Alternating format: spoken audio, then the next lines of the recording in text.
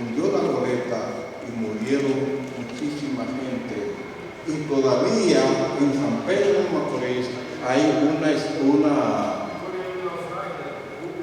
un lugar donde se hicieron una estatua no, una colina. Está allí, sí, que recuerda.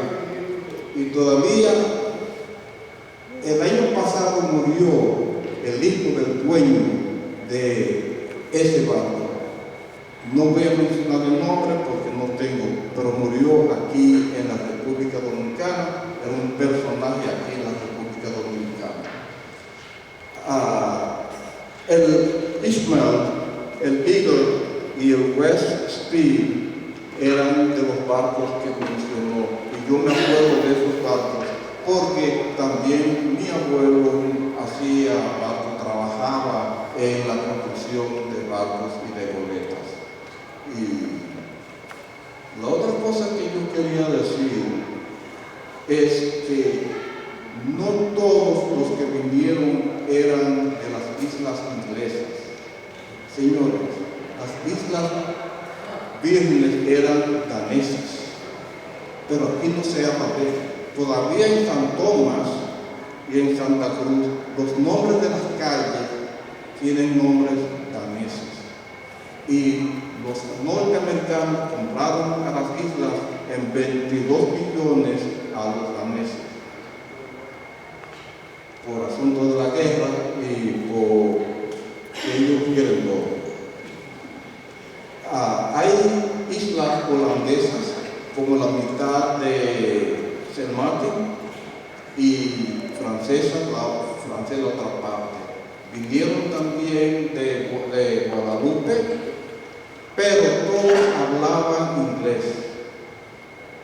Y por eso que aunque el señor que mencionó vino de Saint Martin, pero él hablaba inglés, todavía se habla inglés y francés a veces en Guadalupe y Martinica.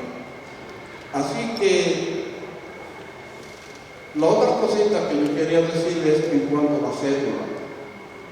Cuando Trujillo pasó la ley de la cédula, era para tener control en el país, de todo el mundo, no solamente de los pueblos. Y se llamaba ley de camino. Había que tener esa cédula que era ley de camino. Y yo he tratado de averiguar cuándo, cómo, y quisiera que los historiadores me ayuden con eso, ley de camino. Y ¿qué pasa con la ley de camino? Que los cocolos vivían en barracones y tenían una sola cédula o ley de camino. Y lo ponían en una latita o una campanita. Y como vivían 20, 30 hombres en un lugar, una sola cédula, cuando iban a San Pedro, al pueblo, cogían la cédula e iban, tocaban la campana. Cuando regresaban, tocaban la campana, ponían la cédula ahí. Nunca iba más una persona al mismo tiempo al pueblo y siempre llevaba la cédula. Le voy a poner un nombre, el nombre era John Gibbs, por ejemplo, y todos los doctores se llamaban John Gibbs. Y una cosa, engañaron a Trujillo. Y yo oí eso cuando muchacho y me río de eso hoy. Una sola cédula, 25 hombres llamados por un solo nombre. Bueno, los cocoros no son fáciles.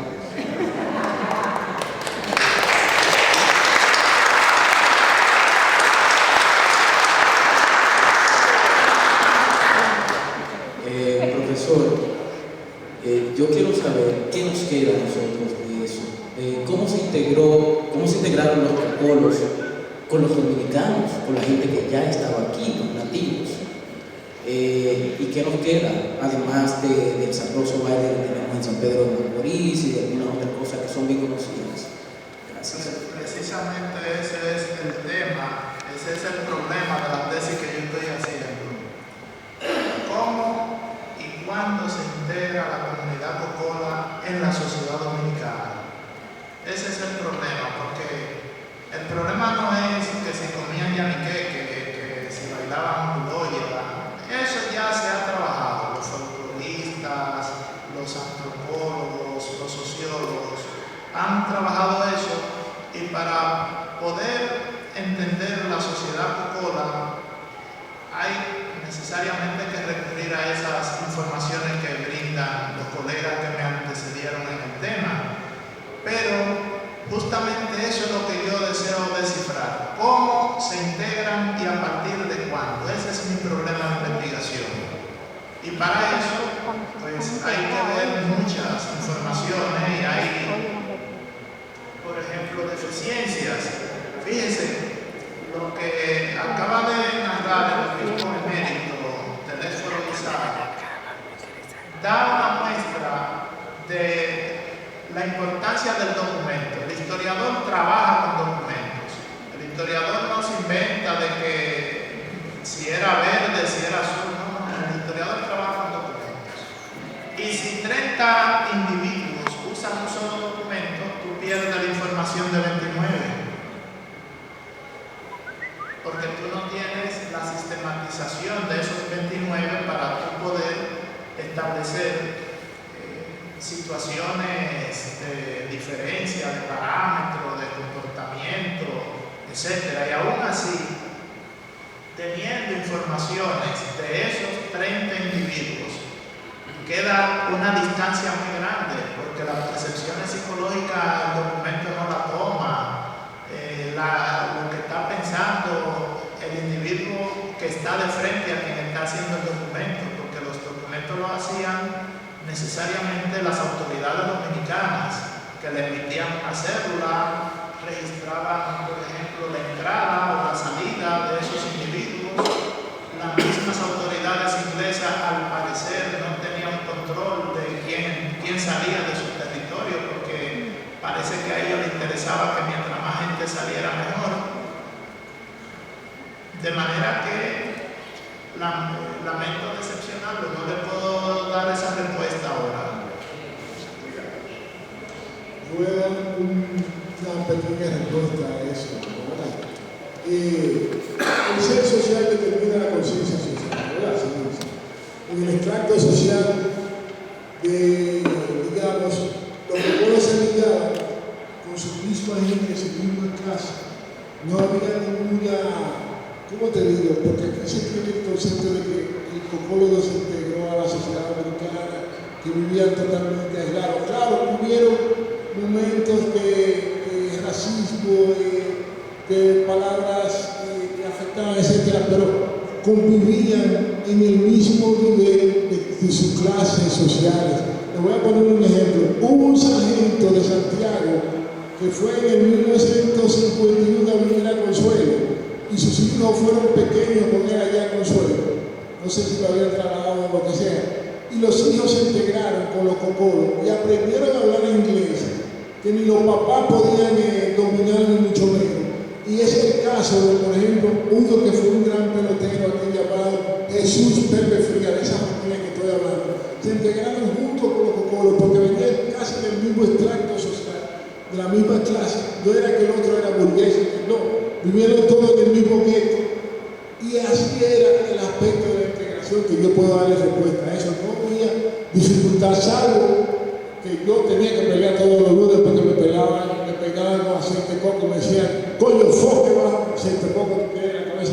Cuestiones así que yo me encontraba de tener, pero vivíamos todos en el mismo gueto, teníamos la misma relación, eran los peones del patrón azucarero, etc. O sea, no había dificultad, la dificultad se viene creando, digamos, qué sé yo, años después, pero con mínimo detalle, el cocolo se integró completamente a vivir en su comunidad junto con los dominicanos de ese tiempo que eran del mismo extracto social. O sea, no había ningún estado estallido de enfrentamiento, la xenofobia se disminuía a nivel del estatus social del grande que no quería saber de él, etc. Pero el Cocolo se integró, enseñó sus costumbres, su comida, se convivió. O sea que hasta ese momento que soy testigo de eso, soy parte de ese producto, no veo que hubo o no ha habido en ese entorno como un gran confrontamiento de saber de que yo soy dominicano, tú eres Cocolo. O sea, ahí está Alberto Lleva, ahí está muchísimo que han hablado tú.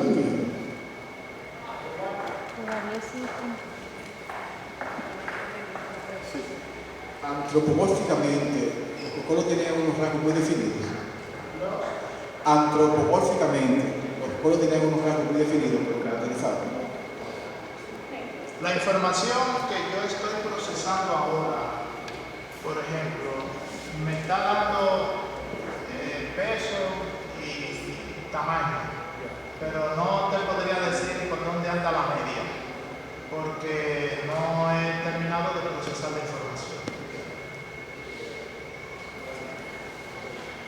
Profesor, tenemos que entender que las Antillas es un enclave colonial y que las únicas islas dentro de este archipiélago antillano que hablan español es Cuba y la República Dominicana. Y Puerto Rico, pero Puerto Rico, Puerto Rico en 1898, a ser un estado pasado de la Antilla al imperialismo, la eliminación de las etnias, la lengua, procede a ser una estructura del tabú de nuestra xenofobia histórica. ¿Cómo se rompe? En ese periodo de la industrialización de la calle, vinieron aquí los técnicos cubanos a San Pedro de Macorís. Vinieron el ejército de reserva laboral, que son los cortadores de cañas puertorriqueños, y algunos cocolos que cortaban, pero eran al fuerte que ellos estaban. Tenían una cultura mucho más avanzada en términos de la colonia, que le dio un plebiscito dentro de ese tratado de Rezo y tratado de Basilea. Todos los tabúes de cómo nos integraron todavía existe, profesor. ¿Cómo se integra a nosotros un vecino que tiene con nosotros 22 años, que es un nacional haitiano?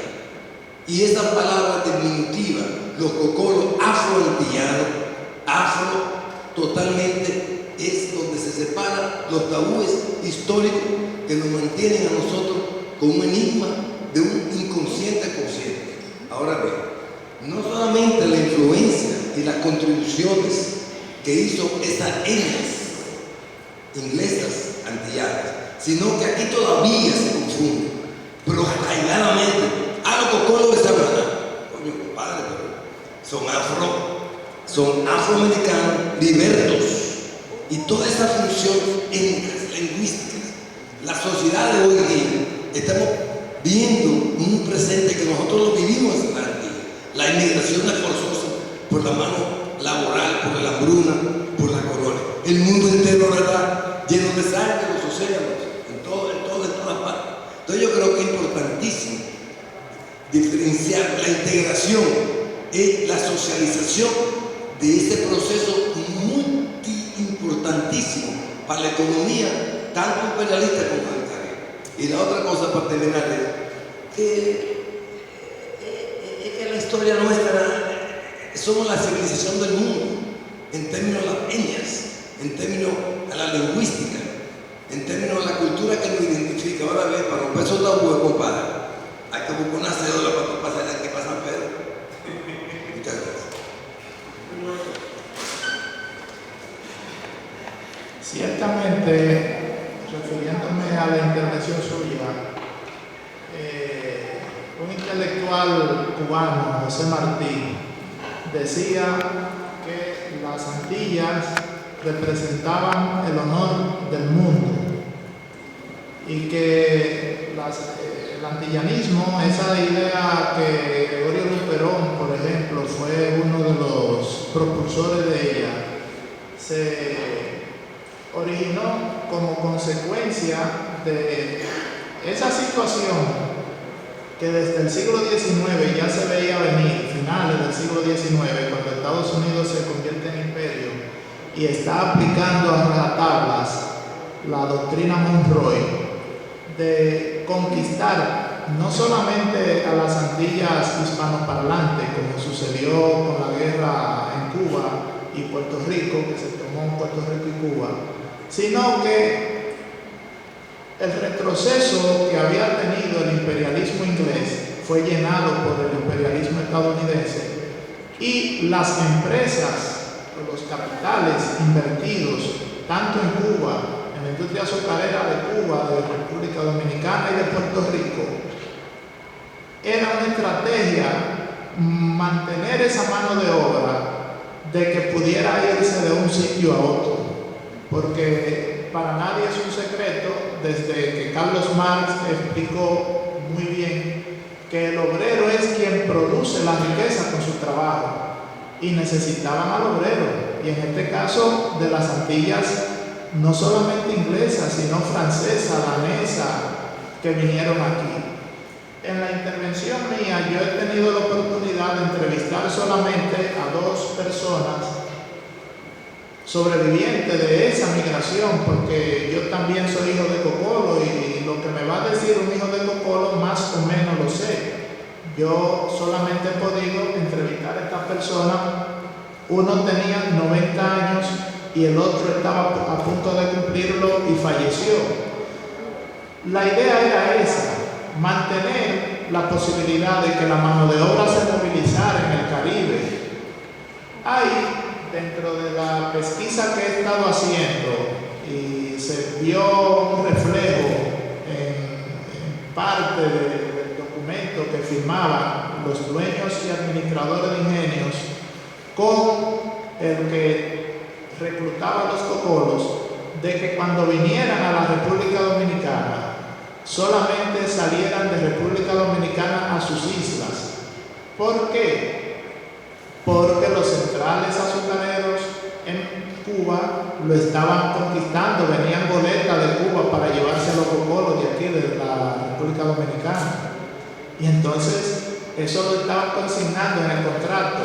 Y eso es un reflejo justamente de que la mano de obra es la que produce riqueza, no el capital.